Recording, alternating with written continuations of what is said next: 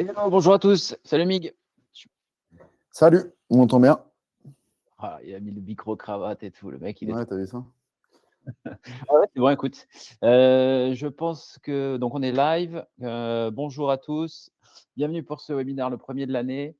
Comme d'hab, dites-nous dans le chat si le micro filaire de mon côté et high-tech du côté de Miguel fonctionne bien. Et on va pouvoir démarrer. Tout fonctionne, merci Tiwan.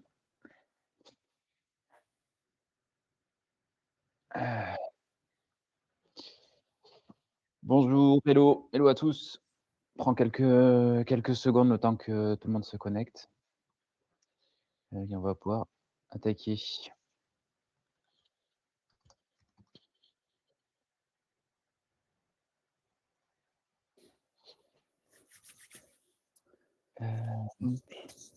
Bonjour Marc, salut Chloé, bonjour Caroline. Allez, on a un programme chargé, donc démarrons. Je te laisse te présenter, Mick? Ouais. Du coup, enchanté à tous. Je suis Miguel, je suis team leader SEA depuis un peu plus de 5 ans chez JVWeb et je suis aussi l'expert data et flux. Et j'ai déjà animé pas mal de petites conférences et webinaires avec Sylvain, donc ravi de vous retrouver ici. Équipe expérimentée et enchanté. Moi, ça fait 12 ans que je suis chez JWeb, plusieurs années qu'on anime conférences et webinaires.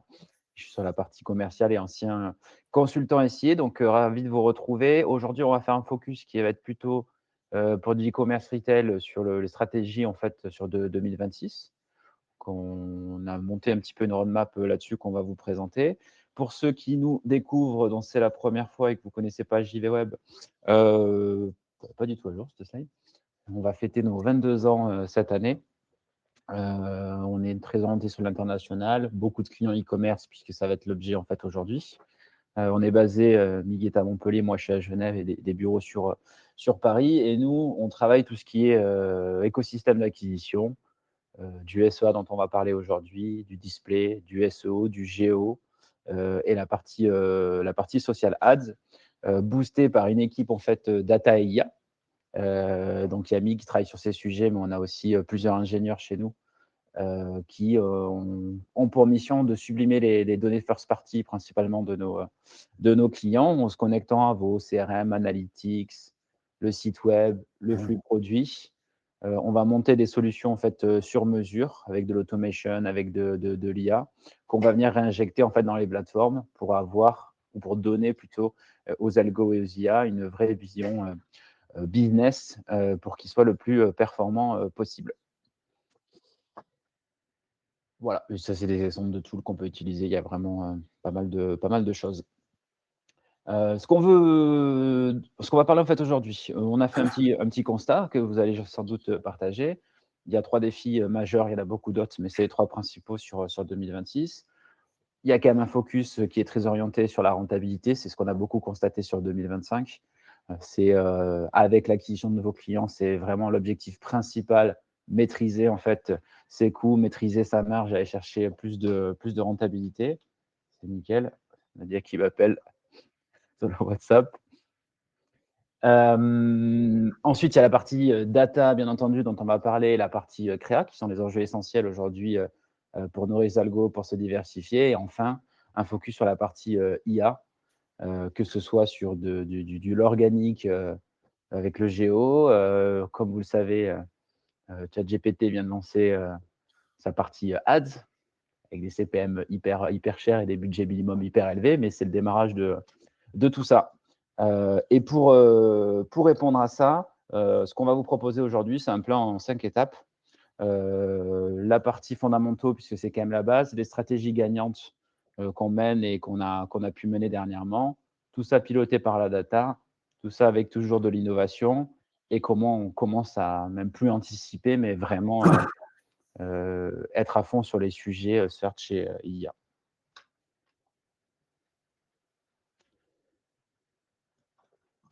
Back to basic. Je te laisse prendre la main, Mig. Ouais. Alors, back to basic, 2 points importants, c'est les routines d'optimisation et les quick wins. Donc, quick wins, c'est ce qu'on peut appliquer rapidement sur le compte. On a 6 points majeurs qu'on aime réaliser chez JVWeb. Donc, je vous invite à photographier cette slide.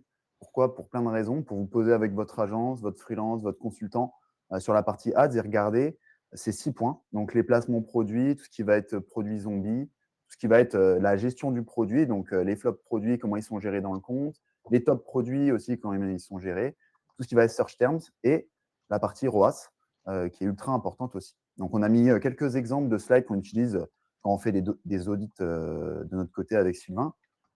Première slide sur la partie placement. On sait Performance Max diffuse sur une multitude de canaux. Donc, là, il va falloir faire la chasse aux emplacements qu'on appelle, nous, chez JVWeb, litigieux, des emplacements qui vont être des applications mobiles à foison, tout ce qui va être emplacement un peu bizarroïde. La dernière fois, je voyais sur un de mes comptes, sur un compte que j'auditais, Grindr en top impression sur le compte. C'est pas terrible pour l'image de la marque et c'est pas terrible surtout pour les perfs. Donc là, exemple concret sur du display qui peut être néfaste. Si on passe à la slide suivante, la gestion des flops produits. Donc, nous, ce qu'on aime bien faire, c'est regarder quels sont les produits qui vont diffuser ou ceux qui vont trop peu diffuser pour engendrer des clics. Donc, sur ces produits-là, il va falloir les gérer d'une certaine façon. Donc, potentiellement les isoler dans des campagnes à part pour pouvoir les pousser, pouvoir, en gros, inciter Google à les diffuser parce que souvent, il y a des grosses opportunités et beaucoup d'incrémental en volume à aller chercher. Donc là, un exemple concret, des fois, on a des comptes 50, 60, 70% du flux ne diffuse presque pas, ne génère pas de clics sur les 30 derniers jours. Et là, c'est vraiment négatif pour le coup. Un autre exemple de slide derrière, évidemment, là, c'est ceux qui vont diffuser. Comment est-ce qu'ils vont diffuser? Est-ce qu'ils vont être rentables? Est-ce qu'ils vont être bien exploités dans les campagnes? Là, on va faire des calculs bêtes et méchants. On va filtrer quels sont les produits qui surdiffusent, qui ont généré trop de coûts et pas assez de conversion. Et du coup, que sur une période donnée d'audit, vont être néfastes pour le compte en termes de rentabilité. Et après, carrément, les produits qui, eux, ont fait du volume de conversion, mais par contre, ont des ROAS qui sont inférieurs aux objectifs du compte. Souvent, on a vraiment des économies hyper importantes par mois à aller chercher sur les comptes Google. Et du coup, dans l'autre sens, en fait, on a des produits flop, ou avec une rentabilité très basse. L'idée, c'est de venir les optimiser, voire de les couper. Et ce qui est toujours intéressant, c'est que, dans la majorité des cas, on peut les compenser avec de l'autre côté les top produits, c'est-à-dire l'effet inverse, où on va avoir des produits avec des rentabilités qui peuvent être, 20, 30, 40, voire même fois 2 par rapport à la moyenne du compte. Et tout le travail justement d'optimisation, est en fil rouge et c'est pour ça qu'on en parle, c'est de venir régulièrement, chercher ce qui fonctionne très bien et de se dire que parfois, c'est pas une bonne chose d'être trop rentable et qu'on va travailler sur de la volumétrie, quitte à dégrader un peu la rentabilité parce qu'on est vraiment, bien plus haut que la moyenne ou bien plus haut que l'objectif qu'on fixe. Ensuite, il y a toute une partie aussi search term assez classique. Ça fait maintenant un certain moment, qu'on a retrouvé la main sur les volumes de recherche, enfin plutôt les termes de recherche. Donc là, c'est le travail, que moi je pouvais faire il y a 10 ans, déjà, Mmh. d'aller en fait qualifier, via PMax, Shopping et cetera, la qualité, des requêtes sur lesquelles on a diffusé pour savoir, est-ce qu'elles sont placées au bon endroit? Est-ce qu'elles sont rentables et aussi tout simplement pertinentes, pour, aller chercher, mon objectif. Et gros danger sur la partie search term justement de Perfmax, souvent, c'est qu'on constate qu'il y a des CPC hyper élevés. Je vous invite à regarder les termes de recherche sur vos Perfmax, classés par ordre de CPC décroissant. Des fois, vous avez des petites surprises qui ne sont pas toujours très agréables. Ouais, exactement, ouais. Voire, quand on parle de ça, on a déjà vu des plusieurs, milliers d'euros sur des CPC à 100-150, 200 € le clic, Ouais. et c'est assez régulier donc là, c'est un sujet strat d'enchère, mais c'est un autre sujet. Et le dernier point, c'est d'aller, regarder, même si on l'a vu un petit peu avant, de manière globale, justement, de créer des clusters et on va en parler un petit peu après avec la notion de product scoring, sur la rentabilité, en fait, de vos produits puisque c'est assez systématique, en fait, comme notion de 20-80 et cetera. Il va toujours y avoir des, produits qui vont surperformer, sur lesquels, en fait, Google va un peu se reposer pour aller atteindre votre objectif, de ROS sans cramer trop de budget. Et à contrario, il va pouvoir se permettre d'aller tester d'autres produits qui ne vont pas marcher et ne vont jamais marcher. Ils vont impacter la rentabilité. L'inconvénient, c'est que si on fait la moyenne de tout ça, imaginons qu'on tombe sur 5 et que c'est l'objectif que vous demandez. À la fois, si vous n'allez pas dans le moteur, vous vous dites bah, j'ai demandé 5, il fait 5, tout va bien.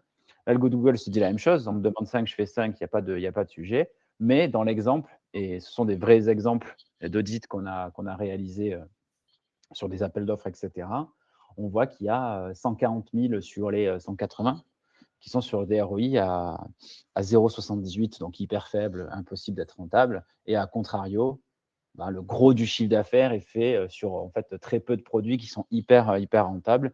Et tout le travail, c'est de se dire comment on optimise ça pour aller augmenter la volumétrie, améliorer la rentabilité, mais en tout cas, pas laisser en fait, l'algo tester des choses qui ne fonctionnent pas et qui ne fonctionneront potentiellement jamais.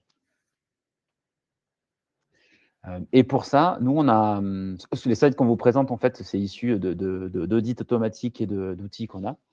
On a un outil qu'on a baptisé en fait Radar, qui va venir en fait justement détecter l'ensemble des anomalies qu'on peut avoir en fait sur un compte, donc à tous les niveaux, que ce soit au niveau des mots-clés, de la performance, au niveau des annonces, au niveau des promos qui peuvent entraîner quand c'est plus le cas, au niveau des fautes d'orthographe, au niveau des bonnes pratiques classiques en termes d'extension, etc. Ça nous permet tous les jours justement sur l'ensemble de nos comptes de détecter ce qui n'est pas une bonne pratique, ce qui n'est pas un standard pour nous et d'agir en fait tout de suite sans le faire d'une manière manuelle quotidiennement. Voilà pour la première partie. Donc, c'est vraiment, ça c'est game changer. C'est ce qu'on voit sur tous les appels d'offres qu'on peut mener. Cette notion de quick win, on fait toujours un focus. Et il y a énormément à chaque fois d'économies puisque le quotidien, c'est pas ce qu'il y a le plus intéressant. C'est assez un peu chronophage et opérationnel à faire. Mais il faut commencer par ça avant de faire des stratégies hyper innovantes parce que le gain maximum, il est souvent ici à aller chercher quand on fait des reprises de compte, par exemple. Je vois il y a une question de Céline. Vous aurez le replay du webinar et la présentation. Et aussi, n'hésitez pas pour que ça soit interactif, puisque vous avez aussi Miguel qui est expert sur les sujets, à poser toutes les questions que vous pouvez avoir. On pourra mener des pauses au fur et à mesure pour y répondre avec plaisir. Exactement. Deuxième partie, une fois qu'on a les fondamentaux, on va aller faire un peu focus un petit peu plus poussé sur les stratégies en fait, gagnantes et Génial. notamment la partie flux produit. Allez, parlons du flux produit, mon sujet préféré. Comme sur la partie radar, où on cherche justement à visualiser les défauts que peuvent avoir des comptes Google Ads, en fait, on a créé aussi Inspecto pour pouvoir visualiser quelle est la qualité du flux en temps réel. Donc ça, c'est par défaut. Quand on devient client JVWeb, automatiquement, on met Inspecto, on branche Inspecto sur les comptes Merchant Center de nos clients e-commerce. Ça permet, en gros, de visualiser en temps réel la qualité de vos flux produits. Donc, quand est-ce que la dernière mise à jour a été réalisée? Est-ce que le niveau de stock est bon? Est-ce que les champs importants sont remplis? Et est-ce que la qualité des champs est bonne pour pouvoir être au niveau sur le marché? Donc, si on passe, une fois qu'on a visualisé tout ça, je vous ai mis un petit top 4 des erreurs qu'on voit souvent quand on va faire des audits de flux. Donc, déjà, un des points majeurs sur la partie vêtements et accessoires, c'est tous les champs obligatoires qui vont limiter la diffusion s'ils ne sont pas présents. Le produit ne sera pas refusé, mais il ne va pas diffuser à son plein potentiel. Donc, ça va être la tranche d'âge, le sexe, la couleur, etc. Ça, c'est des champs ultra importants à mettre si on ne veut pas limiter la diffusion sur nos flux, enfin, sur nos produits en question. Le truc basique, mais important de le mettre, c'est un fondamentaux. C'est un des fondamentaux sur le flux, c'est que les titres aient suffisamment de caractères pour pouvoir performer, qu'ils soient suffisamment longs et suffisamment détaillés pour performer. Et donc, nous, ce qu'on recommande en général, c'est d'avoir au moins 75 caractères. Et on a jusqu'à 150 caractères max, mais le minimum du minimum, c'est 75 caractères. Ensuite, autre oubli qui peut être néfaste pour le compte, c'est qu'on injecte notre flux produit sans catégoriser, sans ajouter la Google Product Category. Donc, il y a des gestionnaires de flux aujourd'hui qui permettent de faire ça ultra facilement comme Chainable. Le truc, c'est que si on injecte notre flux produit sans ces attributs, Google va le catégoriser automatiquement. Donc, des fois, il fait des choses assez bien. mais il ne va pas assez dans le détail. Ou alors, des fois, il met, vu qu'il interprète un produit comme, je ne sais pas, une fois, je voyais sur un produit, un râteau pour le jardin, c'était passé en hardware, en software, rien à voir, parce que la Google Product Category n'avait pas été renseignée. Et enfin, le dernier, c'est que si vous n'avez pas de GTIN ou de MPN, il faut bien dire à Google que c'est un produit sans MPN et GTIN, et du coup, il faut ajouter la mention No dans Identifier Exist. Autre petit tip sur les états du flux, ce qu'on voit souvent, là, c'est un exemple d'audit de flux qu'on avait réalisé. Donc, en gros, ça ressemble à ça. On met les 5 points, des choses qu'on voit régulièrement. Je veux revenir sur 2 points. Ici, j'ai déjà parlé du titre, de la qualité des champs, donc avec le product highlight. Mais ce dont j'aimerais bien parler, c'est souvent les images. Souvent, je vois des flux, il y a juste une image principale, pas d'image additionnelle, alors que c'est dans la fashion, dans le retail. Et c'est dommage. On le verra à la fin avec Google Lens, mais aujourd'hui, c'est important d'alimenter au maximum les champs images pour pouvoir performer sur les SERP, que ce soit gratuit ou payant. Parce que Google peut faire des tests d'images et ça, en fonction du tunnel d'achat, il peut A/B tester, il peut faire de la diffusion sur des images qui sont en secondaire.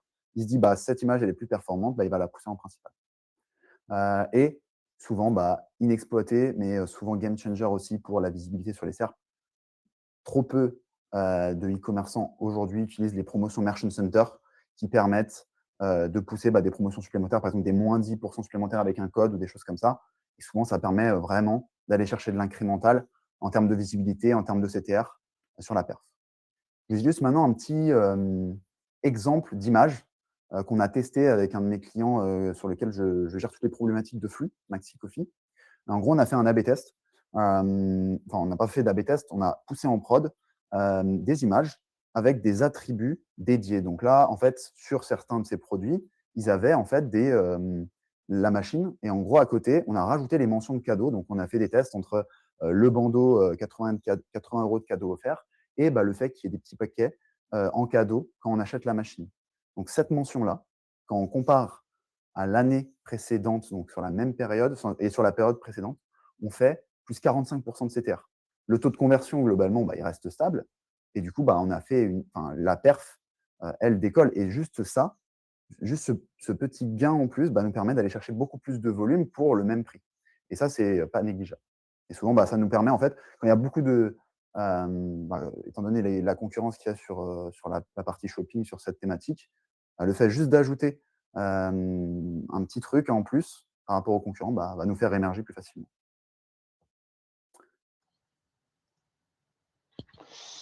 Partie product scoring, ce qu'il faut bien comprendre sur la partie flux, juste pour préciser aussi, c'est que bien évidemment, tout ce que a mis en avant Miguel a un gain significatif sur la performance.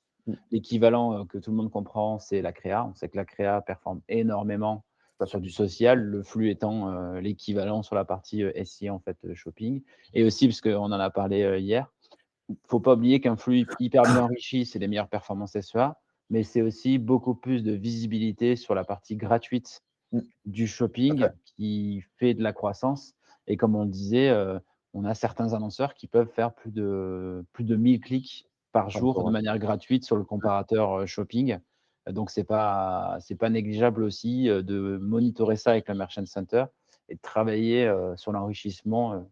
Et maintenant, on va voir la segmentation du flux. Alors, pour la segmentation du flux, aujourd'hui, quand on veut aller dans des niveaux vraiment poussés de segmentation de produits sur nos campagnes shopping, l'idée, c'est vraiment de scorer chacun des produits. Donc, on vous a mis un exemple de product scoring vraiment poussé qu'on peut utiliser chez certains de nos clients.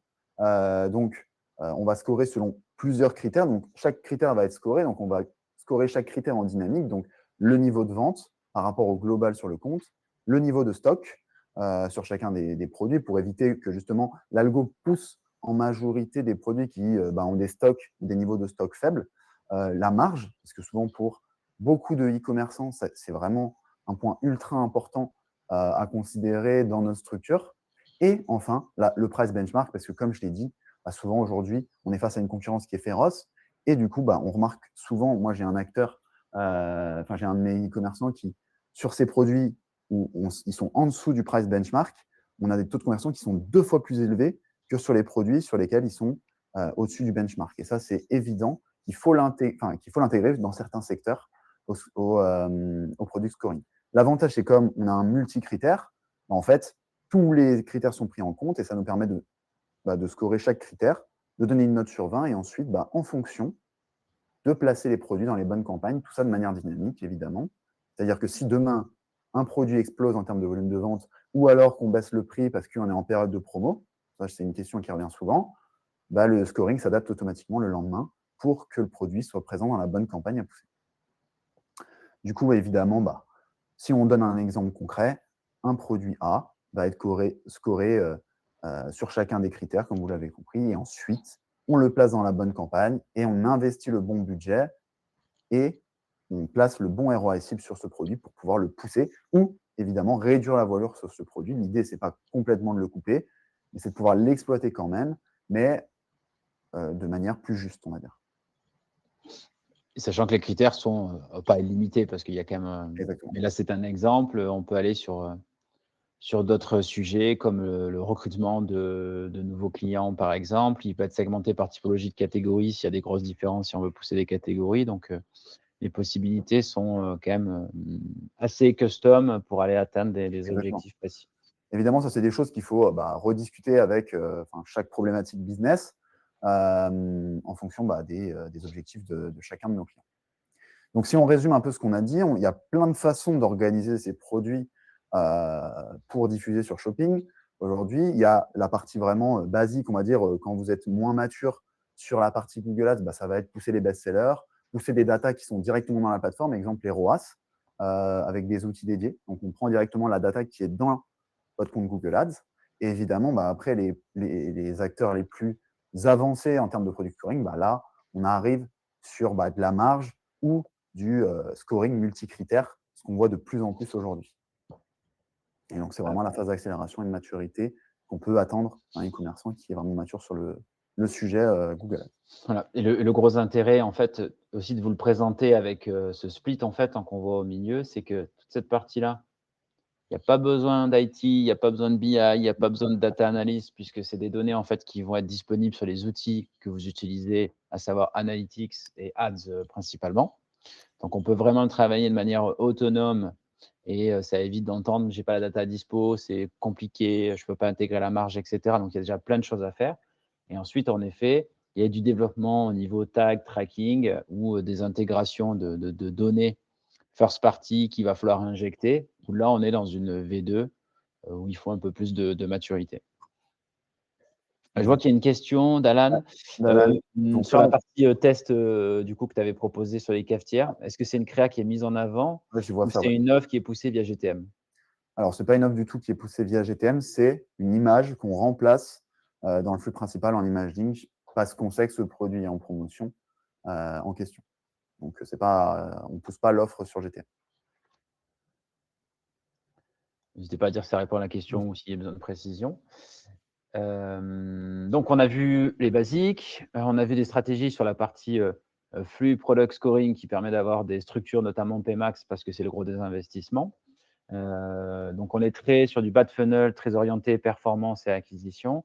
Là, on voulait aussi prendre un peu de recul et vous montrer ce vers quoi on va aussi de plus en plus, c'est d'avoir des stratégies full funnel en SIA, puisqu'il y a plein de nouveaux produits, notamment Dimension dont on va parler, qui sont arrivés, et savoir remonter en fait dans le funnel pour nourrir l'acquisition et baisser vos coûts d'acquisition. Il y a un petit schéma très simple et très clair, c'est qu'aujourd'hui, quand on se bat sur le bas du funnel, c'est-à-dire les clients actuels ou les clients qui sont prêts à passer à l'achat, il y a deux inconvénients à ça, c'est que vos concurrents, ils sont tous présents à ce moment-là aussi. Ça participe à la hausse des coûts, bien évidemment. Et au niveau de la transformation, pour faire la version simple, mais il y a deux facteurs qui vont rentrer. C'est votre visibilité, votre performance SIA pure quand on se positionne, bien entendu. Mais surtout, les deux éléments, c'est vos produits, le prix à l'instant T, etc. Mais il y a aussi la notoriété en fait de marque et il y a un petit peu le passif, l'histoire que le prospect chaud peut avoir, qui fait que vous allez avoir des taux de conversion qui sont plus ou moins élevés. L'idée, c'est quoi aussi? C'est d'être en capacité, soit sur des temps forts, soit aussi en fil rouge, en fonction de sa stratégie et de ses budgets, de remonter en fait dans le funnel et de se dire on va aller chercher et avoir une vision plus long terme des prospects ou des futurs clients, parce qu'ils sont dans ma cible, et vraiment aller sur des campagnes plutôt haut de funnel. Et là, pour ce point-là, on peut notamment parler, comme le disait Sylvain, de demande gen. Pour aller chercher du nouveau prospect, nous vraiment, c'est là-dessus qu'on essaie de se concentrer avec la plupart de nos clients. Donc, ce qu'on va faire, c'est qu'on va, en amont des points forts, on le verra juste après, pousser des campagnes demande gen dédiées au trafic qualifié, donc avec des focus de budget qui vont dépendre des perfs aussi.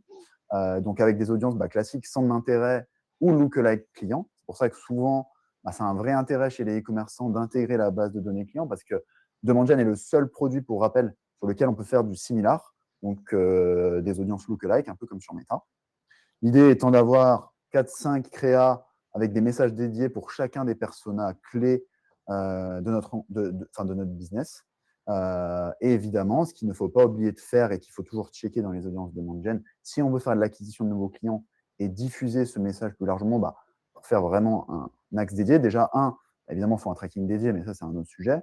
Et il faut évidemment ajouter en exclusion notre base de clients et les derniers visiteurs de notre site web.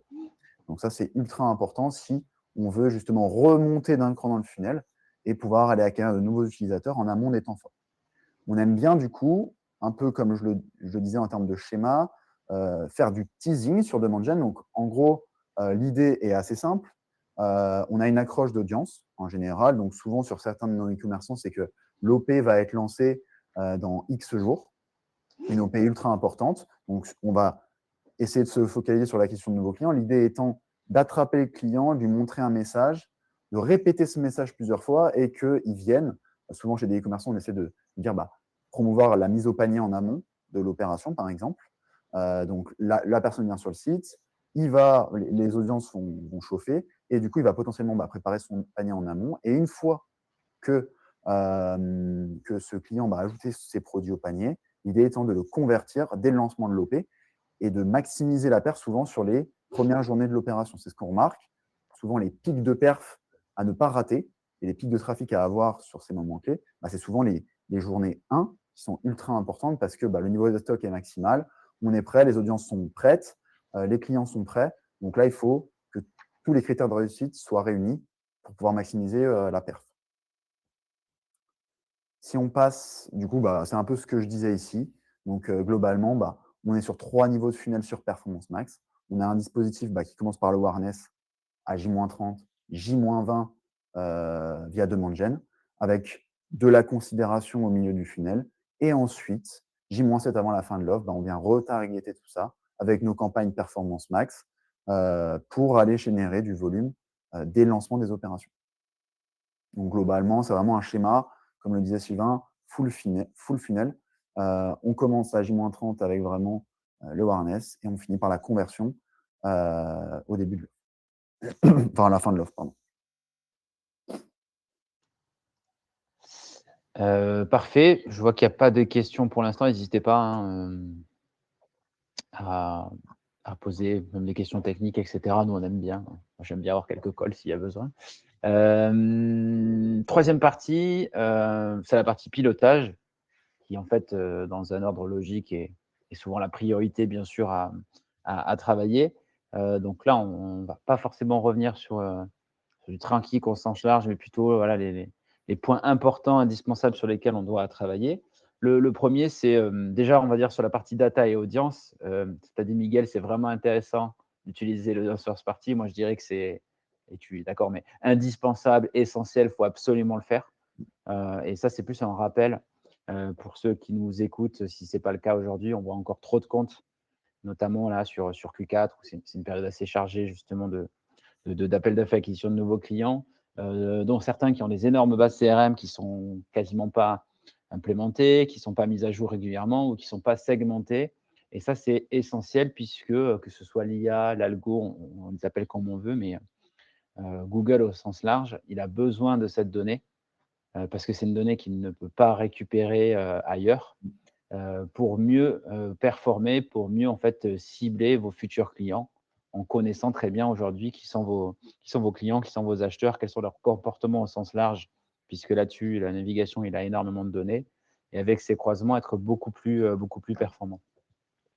Donc, c'est ce qu'on dit, c'est vous connaissez très bien vos clients. Ben, l'idée, c'est que Google, les IA, aient le même niveau en fait, d'information au maximum que vous, pour être des très bons vendeurs sur le digital.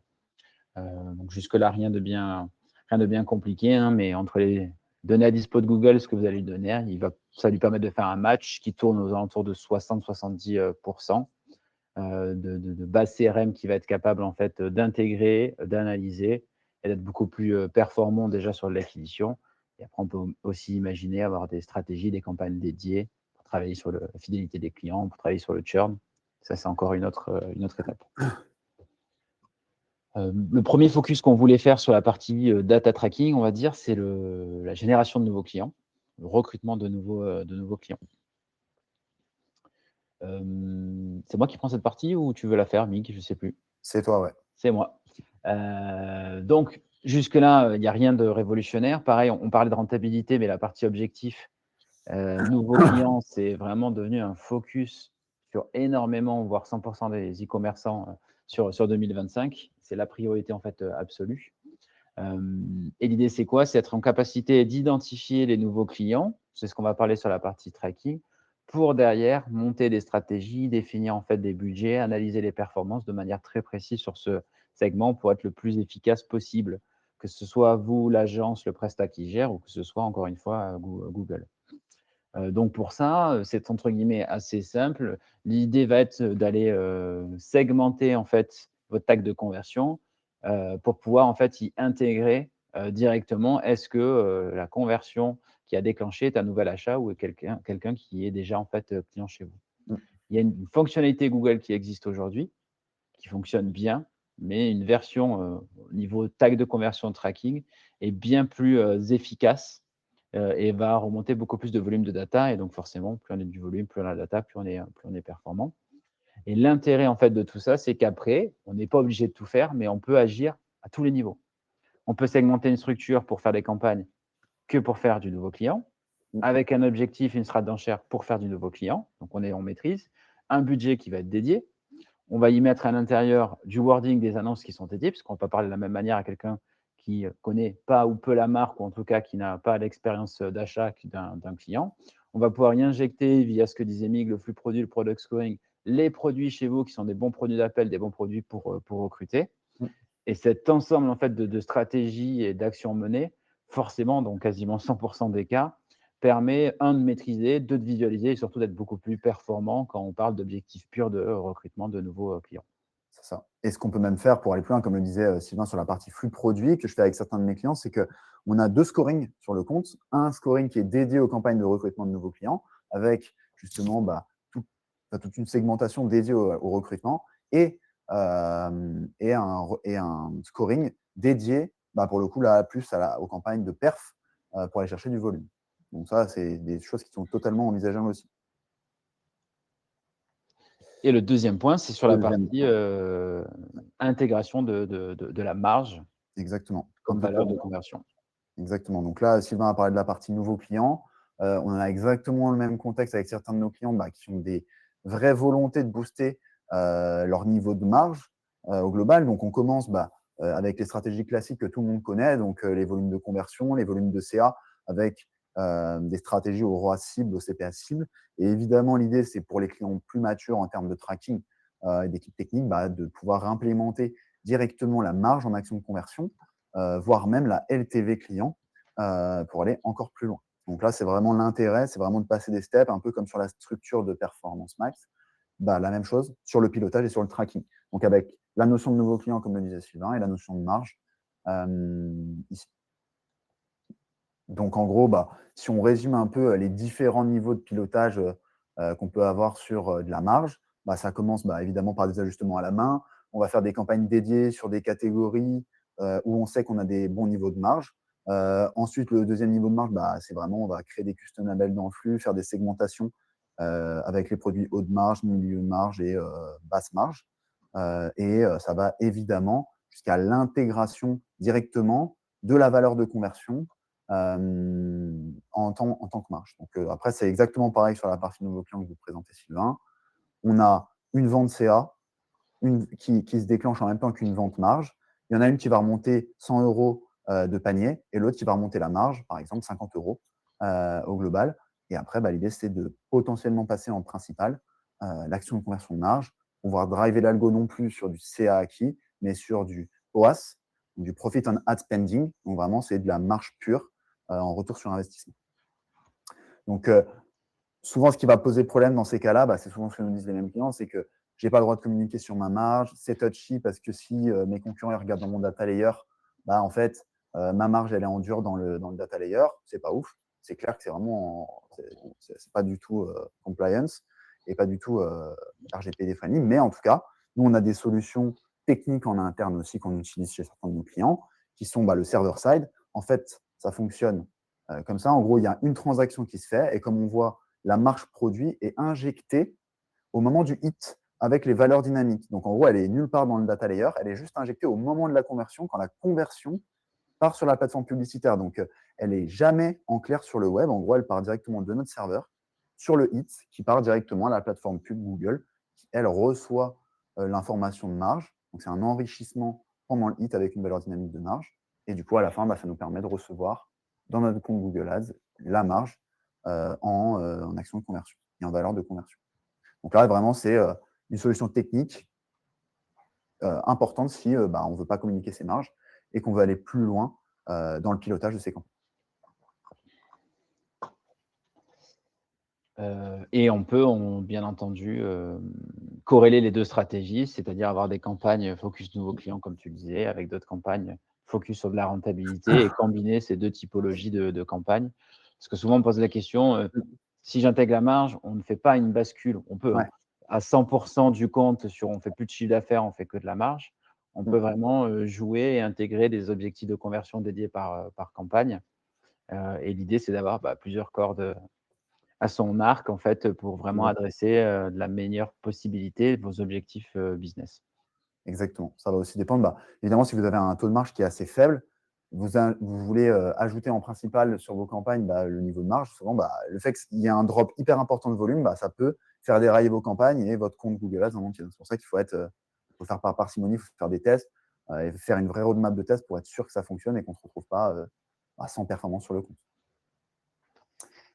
La quatrième partie, pas de questions, très Ouais, timide aujourd'hui, d'habitude, ouais, on se fait pas mal bombarder. Aujourd'hui, c'est scolaire. ouais, On suit le exactement. cours, peut-être qu'on prend des notes, mais hésitez pas en tout cas. Exactement. Moi, je pense qu'on peut faire un petit sondage là, rapide avec la première slide. Tac, je crois si je me rappelle bien.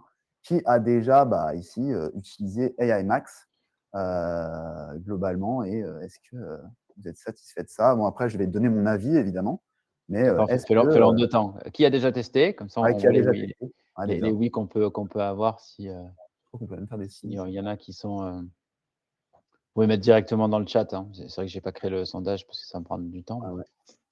voir si Donc ça déjà permet. Non, tac, non, pas encore. OK. Beaucoup sont encore assez réticents sur la fonctionnalité. Donc il y avait quand même beaucoup de non au final. non. Donc OK. Alors, est-ce Globalement, que ça a tu l'air vas leur d'être donner envie de tester ou tu vas pas leur ouais. donner envie de Alors, tester? Voilà, du ouais, oui, ouais, mais pas OK. de toute façon, Ouais, je savais qu'on allait finir sur du massivement du non, non en mode: «Je suis raison pas quand même. prêt» ou «Je le sens pas» ou du Ouais, «oui, mais je pense ouais, pas qu'on va continuer le test». OK. Je le Bon, on sens. est globalement tous à peu près alignés sur le sujet AI Max. Du coup, pour l'instant, en tout cas, je vais vous donner un petit exemple pour, on va dire, briser la glace sur moi, ce que je pense de la fonctionnalité. Aujourd'hui, je l'ai testé sur un de mes acteurs lead sur la carte d'enfant à domicile et quand même sur une requête, un terme de recherche, il a quand même été chercher pompe funèbre Caen. C'est quand même pas terrible pour aller chercher de la transfo. On a fait remonter le sujet à Google même, mais voilà. Donc, c'est dire que en gros, évidemment, AI Max, comme vous le savez, c'est un nouveau terme de recherche, une nouvelle correspondance qui va permettre de générer automatiquement des assets qui vont être dédiés à la requête. Donc là, on a l'exemple, par exemple, avec Nux, où en fonction de la requête, avec ou sans la création automatique d'assets, le titre est différent et va nous emmener sur une page dédiée, un peu comme peut le faire une DSA. Pour l'avoir testé, comme je vous disais, pour l'instant, on n'a pas eu de vrai case où vraiment c'était game changer. Souvent, il va rechercher, j'ai vu là qu'il y avait des CPC pas vraiment satisfaisants, etc., beaucoup de retargeting. Il y a aussi beaucoup de concurrents. Je sais que souvent sur mes acteurs lead gen, il va chercher du concurrent, pareil sur mes e-commerçants. Donc souvent, ça a été plutôt un test où on a fait un rollback, on l'a testé sur 1 ou 2 campagnes et souvent, on a fait un vrai rollback. On pense en tout cas que le produit pour l'instant n'est pas concrètement exploitable et qui ne va pas permettre mais c'était comme Performance Max au début, globalement sur certaines campagnes, ça ne fonctionnait pas du tout. Ils ont amélioré le produit, globalement, on pense qu'il y a encore un pas à aller chercher pour aller chercher du volume.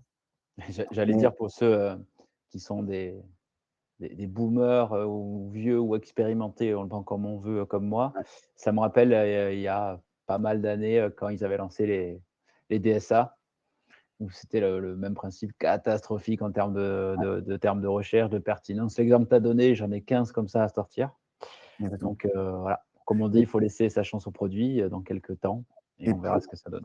exactement. Et petit tips pour ceux qui l'ont déjà testé ou le lancent, on peut ajouter dans les termes dans les ad groups maintenant qui testent AI Max des lieux d'intérêt. Donc pour les acteurs locaux, par exemple, je sais que je l'ai fait sur une campagne où je recrutais justement des nounous et que j'avais lancé en lieu d'intérêt la ville sur laquelle j'étais focus, enfin les villes sur lesquelles j'étais focus. Et il allait me chercher beaucoup plus pour le coup de requêtes géolocalisées un peu plus pertinentes et ça a permis vraiment d'améliorer la transfo parce que vraiment sur ce client-là, j'ai l'avantage de pouvoir piloter aussi bien le volume de devis que vraiment la transfo finale.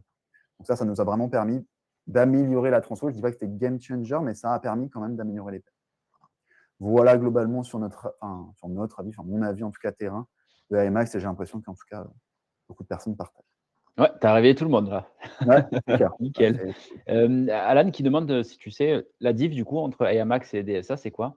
elle est assez proche. En fait, tu ne vas pas cibler une URL. Globalement, il va chercher un peu partout. En gros, c'est un type de correspondance et lui, il va chercher sur le site. C'est la même chose. Tu peux faire des exclusions d'URL ou autre, mais en gros, c'est un nouveau type de correspondance dans les mots-clés search dédiés. Donc, c'est vraiment pas sur des groupes d'assets dynamiques, mais globalement, la frontière, elle est assez proche quand même global. Donc, C'est qui, comme on dit, il y a de l'IA dedans. exactement. Voilà, c'est la diff. Autre fonctionnalité, c'est le lab, qui est, je ne sais pas si c'est encore en bêta ou si ça a été, c'est live sur les comptes aujourd'hui, qui est assez intéressant. Encore une fois, c'est à nous d'interpréter et cetera, mais c'est une donnée supplémentaire qu'on n'avait pas. On suit tous un peu les taux d'impression et cetera. Là, l'idée, c'est que Google met à disposition un dashboard qui va pouvoir, permettre de dire, sur une campagne, les opportunités qu'on va, manquer.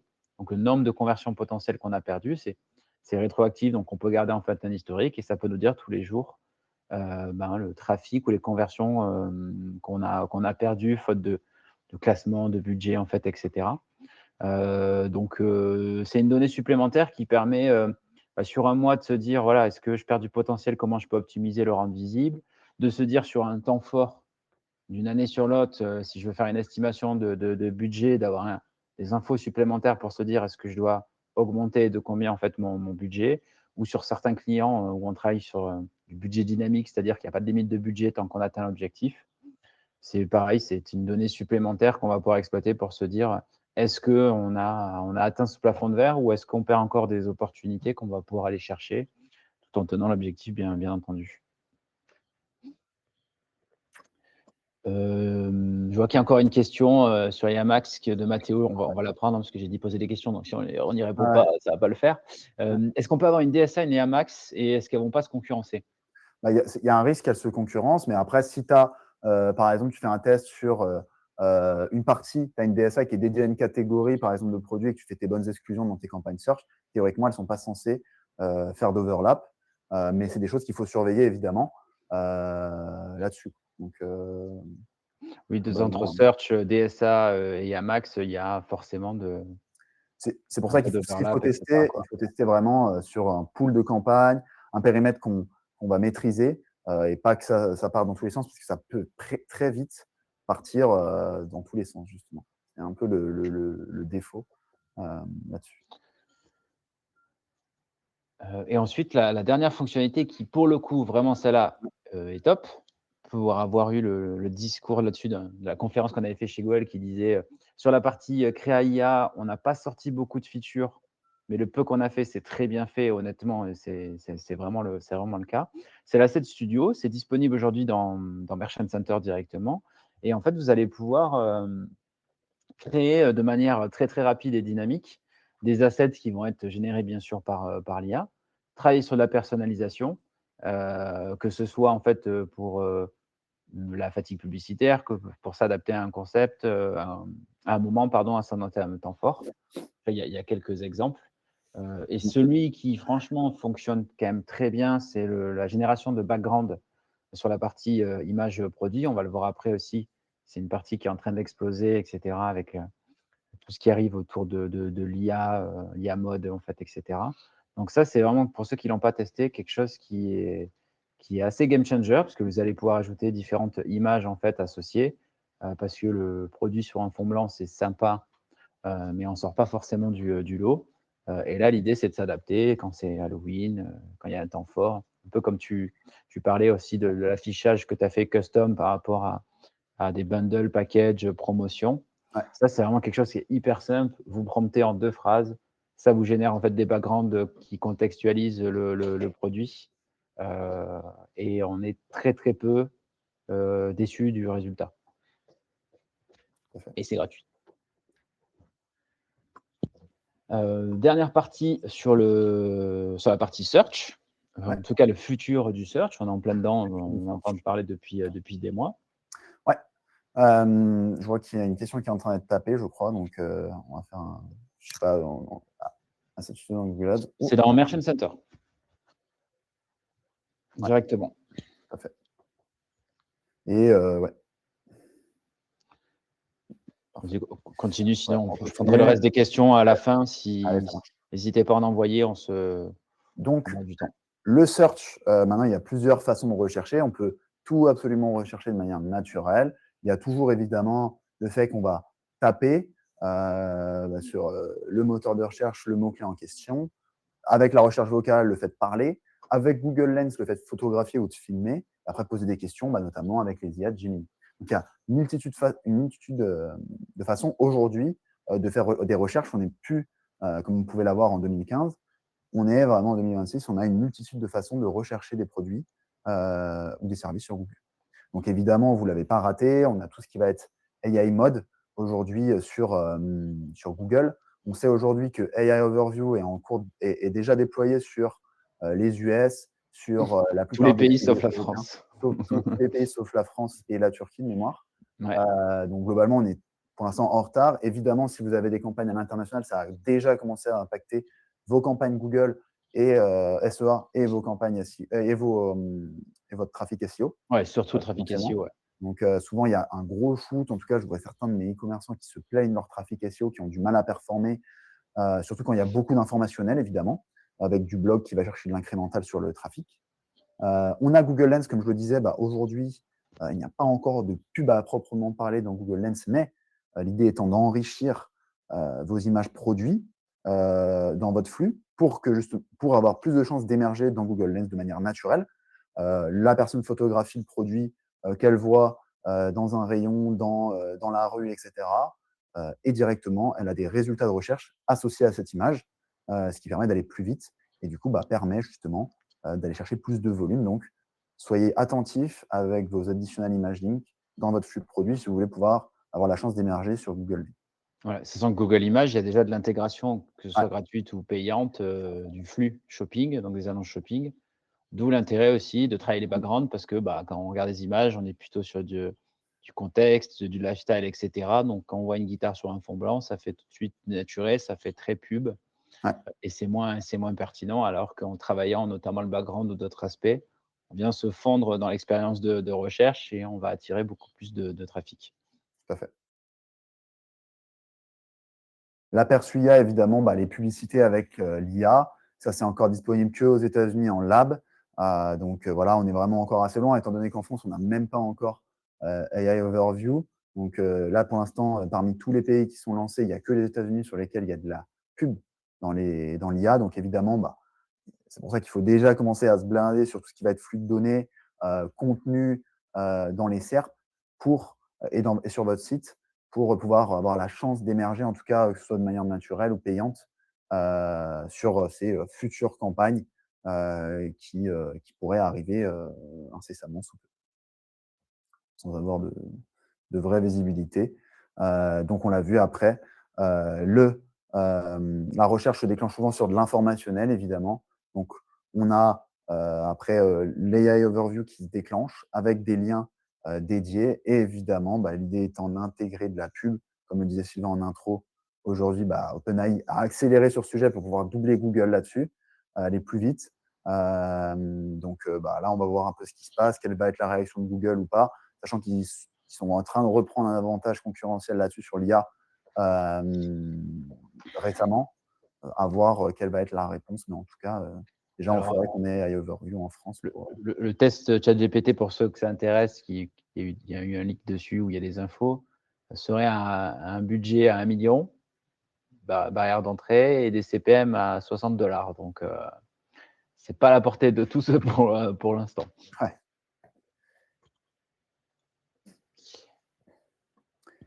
Et après, autre façon de faire du shopping, évidemment, de plus en plus, aussi, c'est encore une fois que aux États-Unis, mais on a des SCH virtuels qui sont en cours de déploiement, donc ils sont clairement tendance. On voit que aussi, on a certains de nos e-commerçants quand même qui ont déjà fait le pas. Je sais que on a un client sur des lunettes qui, sur son site, permet d'essayer aussi les produits.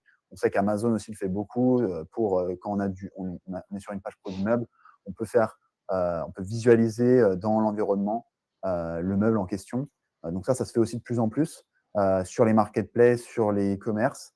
Et évidemment, Google aussi va pas rater ce virage-là. Ça va être aussi très important là-dessus.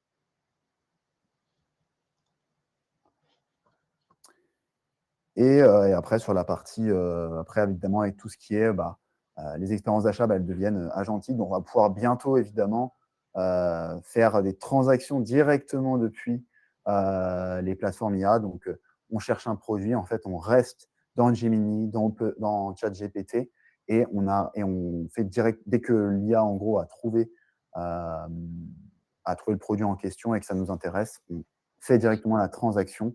Donc, évidemment aussi, pour l'instant, c'est que aux États-Unis, mais évidemment, ça devrait arriver aussi en Europe assez rapidement avec des transactions. C'est que Shopify a fait des contrats avec OpenAI pour intégrer directement ces solutions-là.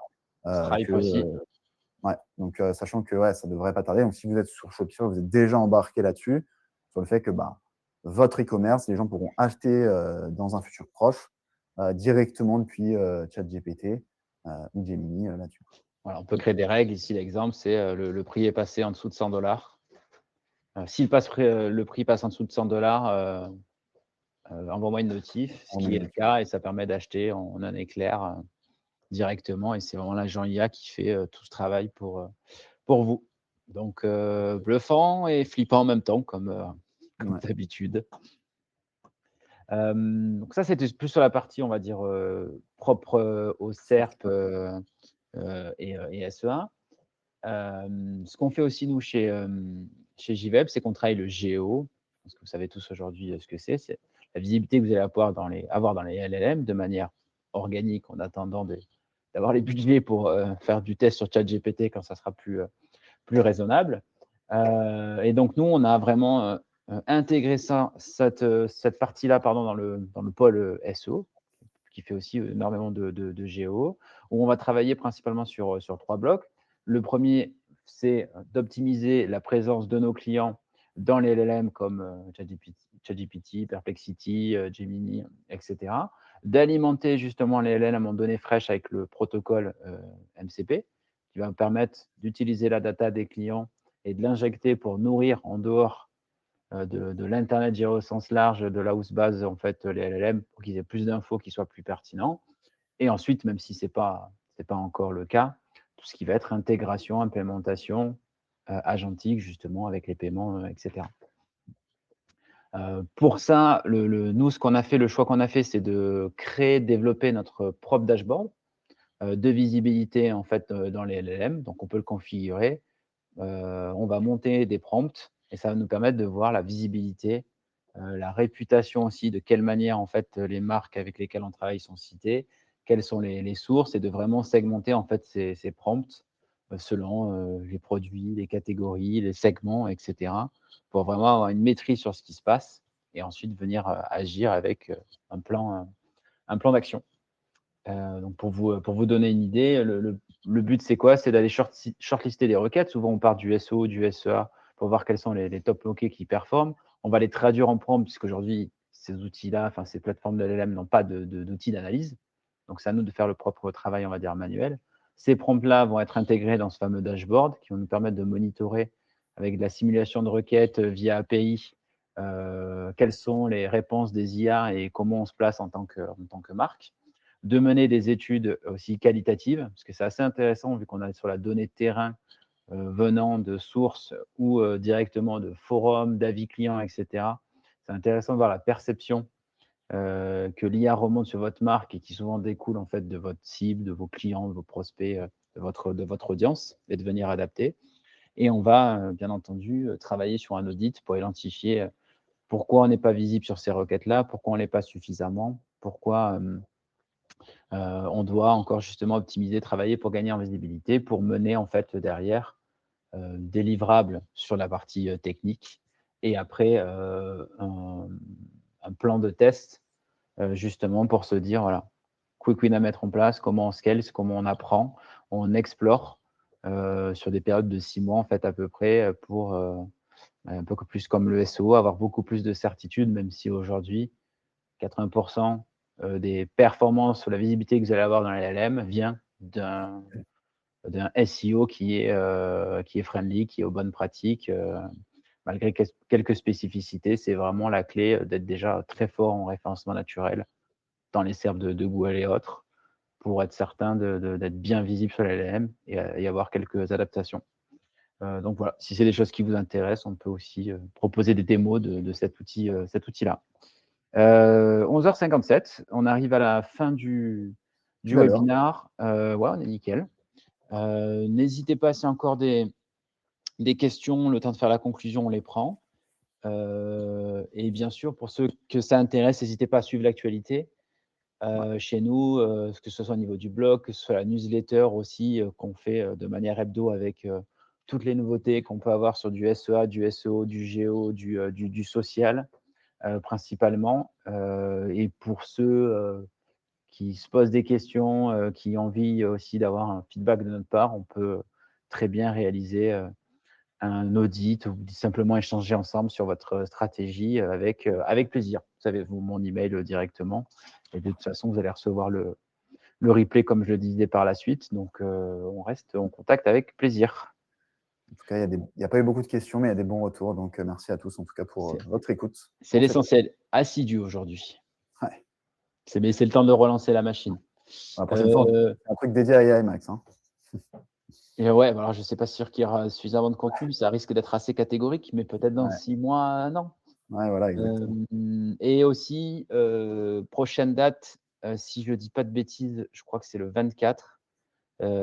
J'aurai Pierre cette fois-ci sur la partie sociale et on va vous parler de stratégie créative sur 2026. Donc vraiment bonne pratique sur la créa, comment on scale, comment on teste, comment on prod, comment on utilise l'IA, comment on analyse, puisque sur le social, la créa, c'est la clé, encore plus cette année. Merci Mig, merci à tous Merci. et au plaisir d'échanger, de se voir sur un prochain. Bonne journée.